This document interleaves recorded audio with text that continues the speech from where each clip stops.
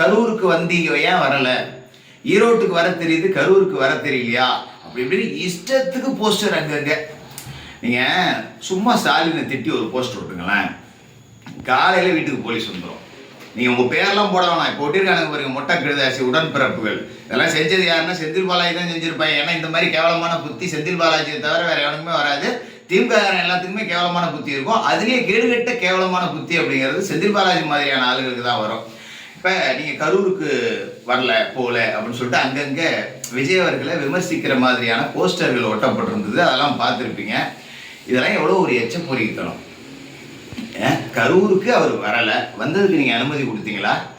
செந்தில் பாலாஜியை வச்சு of the ரெக்கார்டா யாரும் இடம் கொடுக்கக்கூடாது அப்படின்னு மிரட்டுறது, சம்பந்தப்பட்ட இறந்து போனவர்கள் குடும்பத்தில் ஒருத்தரை காசு கொடுத்து விலைக்கு வாங்கி விஜய் கொடுத்த 20 லட்சத்தை நீ திருப்பி கொடுத்துரு, உனக்கு நான் 30 லட்சமா தரேன் அப்படின்னு சொல்லி அவங்க குடும்பத்திலேயே பேரம் பேசி விஜய் தான் இந்த மரணத்துக்கு காரணம் அப்படிங்கிற மாதிரி ஒரு கிரியேட் பண்ணுறது, நரேட்டிவ் செட் பண்ணுறது.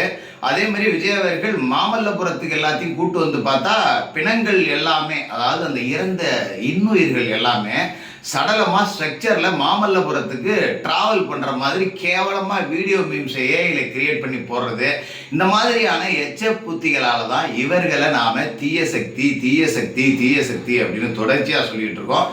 திமுகவோட எதிர்ப்பு அப்படிங்கிறது எப்பவுமே தமிழ்நாட்டில் கூட தான். அதை விஜய் சரியாக புரிஞ்சுக்கிட்டு அடிக்க தொடங்கியிருக்கார். அதே மாதிரி எந்த படம் வந்தாலும் ரெட் ஜெயண்ட் மூவிஸ் வருது. ஏன்னா சினிமாவில் காசு போட்டு சம்பாதிப்பீங்க, திருடன காசை போட்டு மணி லாண்டரிங் பண்ணுவீங்க. ஆனால் சினிமாவிலேருந்து ஒரு அரசியலுக்கு வந்தால் மட்டும் இனிக்குது. நீங்கள் மட்டும் பொள்ளாச்சி போயிட்டு ரிட்டன் புளியம்பட்டி மாரி பிள்ளைகள் படம் எடுத்து முத்துவ நடிக்க வைப்பீங்க, திரும்ப கொண்டாந்து அரசியலில் நுழைப்பீங்க. ஸ்டாலினை கூட்டு போய் அரசியலில் சினிமாவில் நடிக்க வைப்பீங்க, திரும்ப அரசியலுக்கு கொண்டாடுவீங்க. உதயநிதியை கூட்டு போய் நடிக்க வைப்பீங்க, திரும்ப அரசியலுக்கு கொண்டாடுவீங்க. ஆனால் எந்த சினிமாவிலுமே நடிக்காத அன்பில் மகேஷ் பொய்யாமொழி தான் ஆஸ்கர் நாயகன் மாதிரி நடிக்கிறாரு. உங்களால் நடிக்க முடியல. நீங்கள் மக்களை ஏமாத்துறதுக்கு மட்டும்தான் ரொம்ப சரியாக நடிக்கிறீங்க. அதனால இந்த சினிமாக்காரன் அப்படிங்கிற டைலாக்லாம் எடுபடாது. இந்த சினிமா டைலாக் பேசிட்டு திரியிறாரு, ஆனால் சட்ட ஒழுங்கை காப்பாற்றுறதுக்கு துப்பு இல்லை. இதில் உன் கேரக்டரை நாங்கள் புரிஞ்சிக்கல தான், நீ வந்தால் அப்படியே சட்ட ஒழுங்கை அறுத்து தள்ளிடுவேன்னு நாங்கள் நினச்சோம். கடைசியில் நீ ஒன்றுக்கும் போகாத பீஸாக இருக்கேன்னு எங்களுக்கு தெரியாமல் போயிடுச்சு உன் கேரக்டர் என்னான்னு. இந்த மாதிரி கொடுத்த வாக்குறுதிகள்லாம் அறுத்து தள்ளிடுவேன்னு தான் நாங்கள் நினச்சோம். உன் கேரக்டர் எங்களுக்கு புரியாமல் போயிடுச்சு, வாக்குறுதிகள் எல்லாம் அங்கங்கே பெண்டிங்கில் கிடக்கு.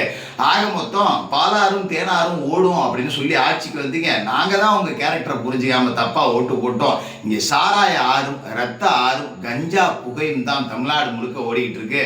முத்துவேல் கருணாநிதி ஸ்டாலின் திமுகவோட கடைசி முதல்வராக இருக்கணும். திமுக இந்த தேர்தலோட மண்ணோட மண்ணா போகணும் அப்படின்னு மனசார விஜய் பேசுன மாதிரி இருந்தது.